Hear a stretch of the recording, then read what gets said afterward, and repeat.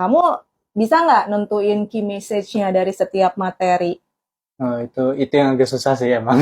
Itu belum Untuk bisa iya ya? itu belum bisa terlalu. Jadi karena kita kalau aku nge-host, Mm-mm. kayaknya tuh yang pengen aku sampaikan adalah apa yang aku cari, kayaknya informasi penting banget buat disampaikan. Jadi masih kayak gitu doang. Jadi Kalau ini penting. iya betul. Tapi kalau key message itu sebenarnya iya udah pasti kita milih sesuatu materi yang penting untuk disampaikan atau Hmm. bahkan mungkin belum banyak orang yang tahu gitu. Hmm. Tapi dari materi tersebut ada key message-nya gitu. Oke. Dan itu sebenarnya key message itu juga bisa jadi panduan kalau kamu lupa atau kamu kehabisan bahan omongan gitu. Itu sebenarnya berfungsinya banyak banget gitu, bukan hanya isi pesan kamu atau cara penyampaian kamunya lebih lebih apa ya, lebih greget gitu ya. Tapi juga lebih apa, orang akan senang, oh iya gue dengerinnya tuh ada manfaatnya gitu, nggak cuman dengerin orang ngobrol ngalor ngidul gitu, Iya. walaupun itu topiknya lucu gitu Iya. ya. Nah kamu juga harus tahu, harus tentuin key message apa yang lucunya itu di mana Oke. gitu. Jadi nggak bisa asal ini topik lucu loh gitu. Tapi kan belum tentu orang ngerasa sama lucunya gitu. Ya yang kita anggap lucu belum tentu lucu buat orang.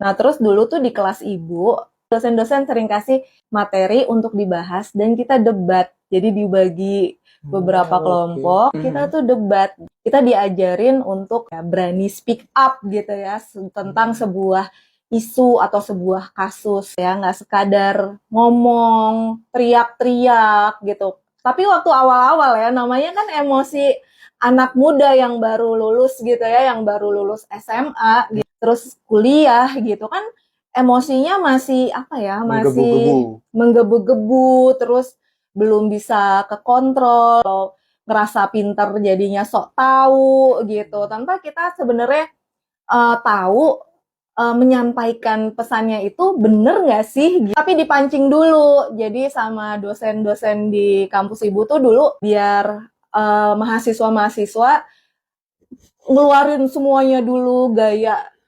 bicaranya gitu ya kalau lagi debat sama orang, baru nanti dikasih tahu yang benernya kayak apa. Tuh dimana kita belajar debat, bicaranya awal pakai emosi gitu ya, sok pinter, Iya, iya. sok tahu, terus emosi dulu tuh lawan ibu sampai ada yang suka banting-banting meja gitu ya. Waduh. Gitu terus. Nah kita juga cara kita merespon hal tersebut itu juga kan perlu dikontrol. Iya. Apakah kita terpancing gitu ya? Kadang-kadang juga atau kita yang suka memancing gitu. Waduh. Menurut kamu ibu yang mana? Yang suka mancing. Ya, ya kan? Aku seneng. Aku seneng lihat keributan. Iya, iya. Dia mancing, belakangnya ketawa-ketawa. Ibu juga punya kekurangan semua itulah gitu. Akhirnya kita dikasih tahu ada aturan gitu ya. Nggak mungkin percuma ketika kita misalkan emosi terus bertindak kekerasan, ada balasan yang nggak enak banget buat kita. Bisa jadi kita dituntut dengan cara bicara kita. Kalau kita bicaranya sampai keluar kata-kata binatang, kata-kata kotor, atau kita sampai mukul orang, ngelempar orang gitu ya. Nah semua itu harus dikontrol.